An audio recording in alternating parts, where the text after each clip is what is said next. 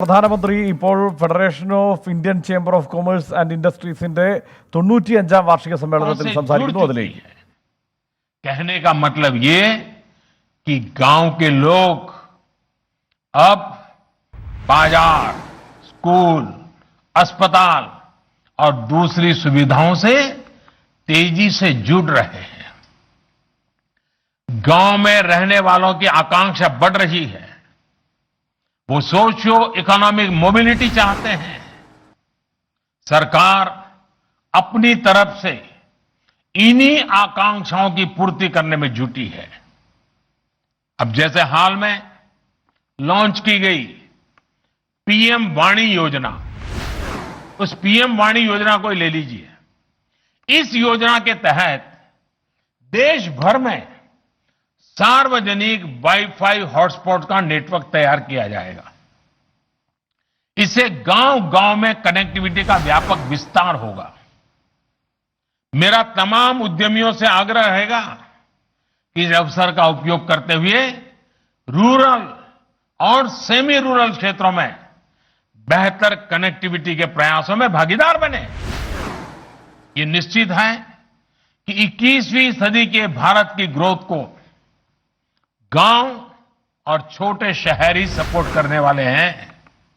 इसलिए आप जैसे एंटरप्रेन्योर्स को गांव और छोटे शहरों में इन्वेस्टमेंट का मौका बिल्कुल नहीं गंवाना चाहिए। आपके द्वारा किया गया इन्वेस्टमेंट हमारे गांवों में रहने वाले भाई बहनों के लिए, हमारे एग्रीकल्चर सेक्टर के लिए संभावनाओं के नए द्वार खोलेगा। साथियों, देश के एग्रीकल्चर सेक्टर की और उस सेक्टर को मजबूत करने के लिए बीते वर्षों में भारत में तेजी से काम किए गए हैं। आज भारत का एग्रीकल्चर सेक्टर पहले से कहीं अधिक वाइब्रेंट हुआ है। आज भारत के किसानों के पास अपनी फसल मंडियों के साथ ही बाहर भी बेचने का विकल्प है।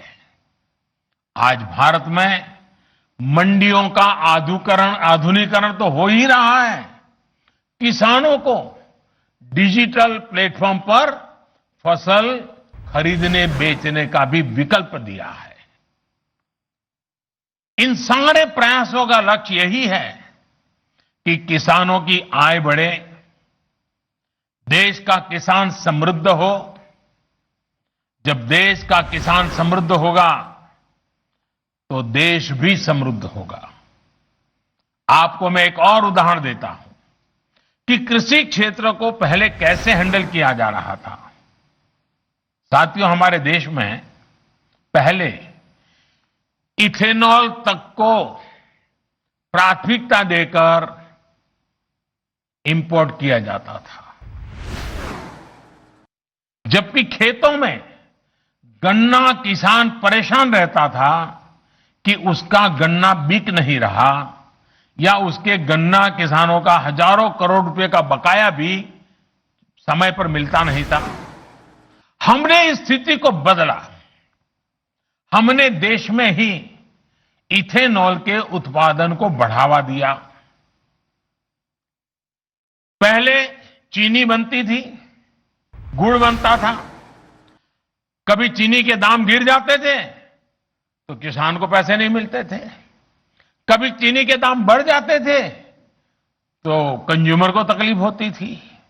यानी कोई व्यवस्था ऐसी चल ही नहीं सकती। और दूसरी तरफ हम हमारे कार स्कूटर चलाने के लिए विदेशों से पेट्रोल लाते थे। अब ये काम इथेनॉल भी कर सकता था। अब देश में पेट्रोल में 10% तक इथेनॉल की ब्लेंडिंग करने की तरफ बढ़ रहा है। सोचिए, इससे कितना बड़ा बदलाव आने वाला है। इससे गन्ना किसानों की आमदनी तो बढ़ेगी, रोजगार के भी नए अवसर मिलेंगे। साथियों, आज जब मैं उद्योग जगत के वरिष्ठ लोगों के बीच हूं तो इस बात को भी खुलकर कहूंगा कि जितना हमारे देश में एग्रीकल्चर पर प्राइवेट सेक्टर द्वारा निवेश किया जाना चाहिए था, दुर्भाग्य से उतना नहीं हुआ।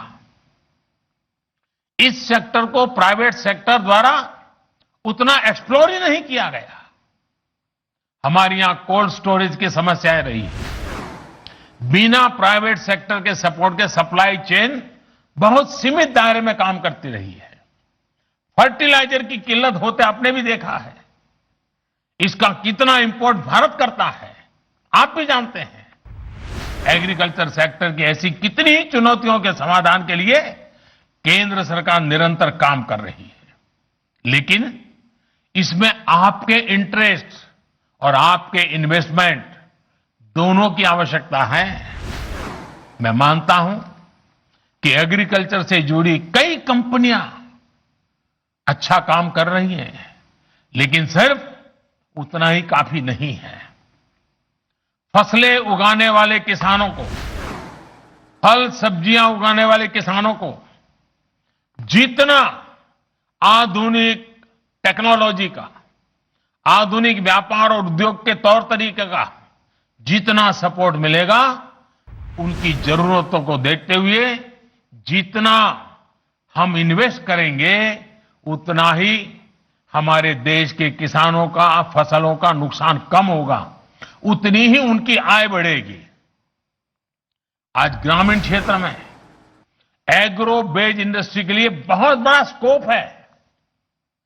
पहले की नीतियां जो भी नहीं हो, लेकिन आज की पॉलिसीज ग्रामीण कृषि आधारित अर्थव्यवस्था विकसित करने के लिए बहुत अनुकूल है। ഫിക്കിയുടെ വാർഷിക സമ്മേളനത്തിൽ പങ്കെടുത്തുകൊണ്ട് പ്രധാനമന്ത്രി നരേന്ദ്രമോദി സംസാരിക്കുകയായിരുന്നു. അദ്ദേഹം ആവർത്തിച്ച് വിശദീകരിക്കാൻ ശ്രമിക്കുന്നത് പുതിയ കാർഷിക നിയമങ്ങൾ കർഷകർക്ക് ഗുണകരമായി വരും എന്ന് തന്നെയാണ്. ഈ കർഷക പ്രക്ഷോഭം രൂക്ഷമായി നിൽക്കുന്ന സാഹചര്യത്തിലാണ് അത് ആവർത്തിച്ച് അദ്ദേഹം വിശദീകരിക്കാൻ ശ്രമിക്കുന്നത് എന്ന പ്രത്യേകത കൂടിയുണ്ട്.